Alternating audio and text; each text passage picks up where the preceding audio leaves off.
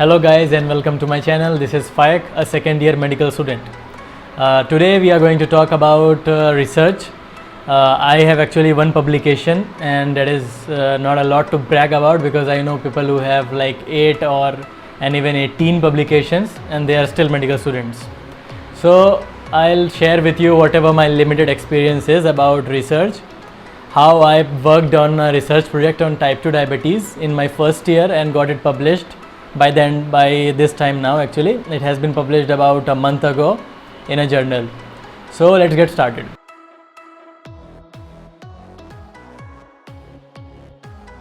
So before we talk about how to do research, let's first discuss my paper. So the topic is association of nerve conduction velocity with total body fat mass and body mass index in type 2 diabetes mellitus. So what does this mean? So the nerve conduction velocity is a diagnostic test which is considered as the gold standard for diagnosing neuropathy, that is nerve damage. So it detects nerve damage and it is used in many diseases which cause nerve damage. But it is also the gold standard for detecting diabetic neuropathy.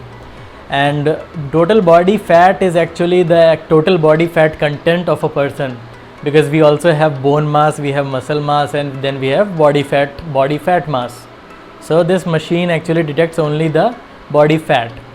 So our goal was to compare nerve conduction velocity. Now nerve conduction velocity decreases as the neurons get damaged, which is understandable. So we tried to find a relation between total body fat mass and NCV and BMI and NCV. So actually previous work has been done where people have correlated body mass index and total body fat.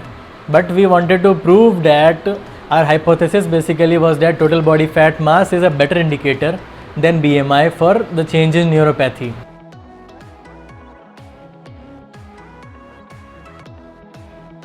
So how I did it? So there is a program called Short Term Studentship Program by ICMR, Indian Council of Medical Research. So this is a government body, and the aim of this program is to introduce the medical students and dental students to research. Now this is completely voluntary, nobody is forced to do this. I actually knew about it when I was in class 12, so I was already prepared when the time of this application came. So I had a good rep build with the teacher, and when the time came I contacted him and he was ready to work with me on this paper. So a guide, that person is called a guide, and for me it was a assistant professor in Department of Physiology. Now this guide is really important. Actually it is mandatory to have a guide for this project. So I think you will better understand how I did it if I tell you about the procedure of STS. So as I told you, the guide is the most important. So first you have to find a teacher who is friendly and who is also willing to work with you, because I have heard about a lot of my batchmates who went to teachers and they declined to work with them. So you have to find that guide first, and now the second thing that comes to mind is the topic. So it's reasonable to think that you cannot think of a topic as a medical student, especially when you are in the first year, because you haven't read that much still. And in my opinion also, I actually tried to find some topics, but the topic that I proposed to my teacher, and he said that it is not feasible to do it here in this college. And by the way, I am from a top 15 ranked medical college in India. So the guide is decided and the topic is decided. So comes next the STS proposal. So this is a 10 to 15 pages document that you have to prepare along with your guide, and this is actually your application for STS. This is just like a research paper, except there are few less headings because there is no discussion, I think. Yeah, there is no discussion in it. So you have to basically propose your idea, what you want to do and how you are going to do it. You describe that in methodology, and then what are the implications of this study, is it beneficial, how is it, and then you have to also tell, is it novel. Novel means that is it a new idea, or you are just repeating the experiment, because they are not going to approve your project if it is just it is an established fact. For example,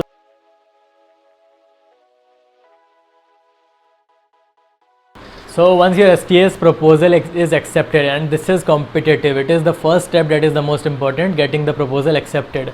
Once it is accepted, then you get a lot of time, about 8 to 9 months, to complete the project, and then you have to prepare a report. This is called the STS report, which you have to send back to ICMR. Now these people evaluate the project, and basically they just check whether you have done the work or not. If you have done the work, it gets accepted most of the time. I have not heard of anyone who got his report rejected.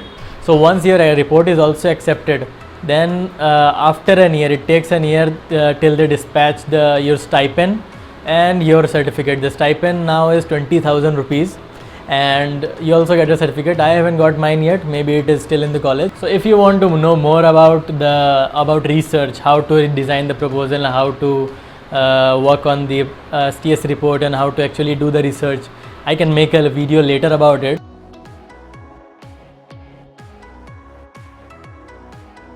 Now let's talk about a few courses that you need to take if you want to be able to write your own research paper, because it is not like writing an essay or writing a poem that you did previously.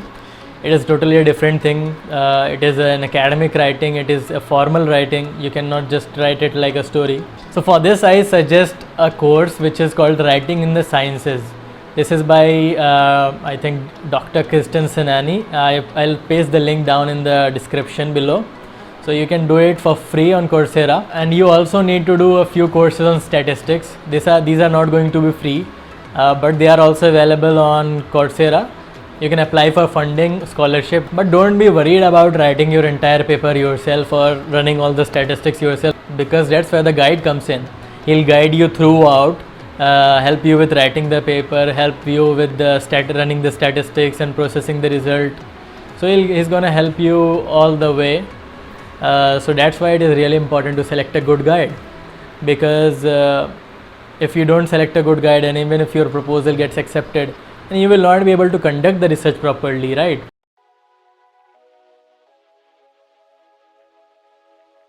So now let's talk about why. Why is it important to do research? I think everybody should do research, because this is how the knowledge progresses. You actually create new knowledge.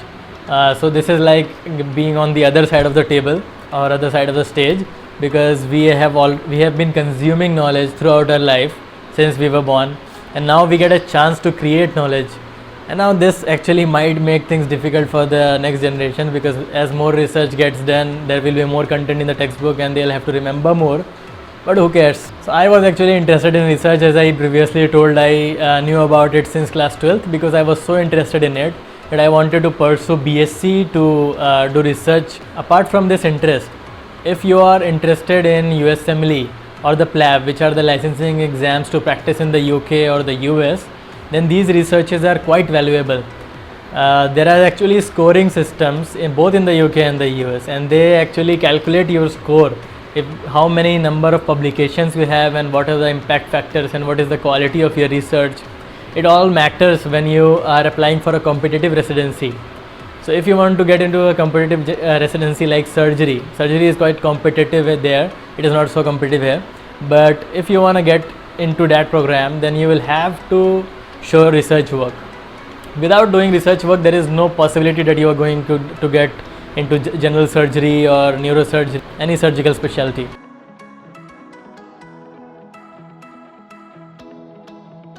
So now it's time for the result. Actually, our hypothesis was proved, and total body fat mass turned out to be the better indicator for NCV change or neuropathic change. So it can be used instead of BMI for early diagnosis or early prediction of neuropathy in type 2 diabetes patients.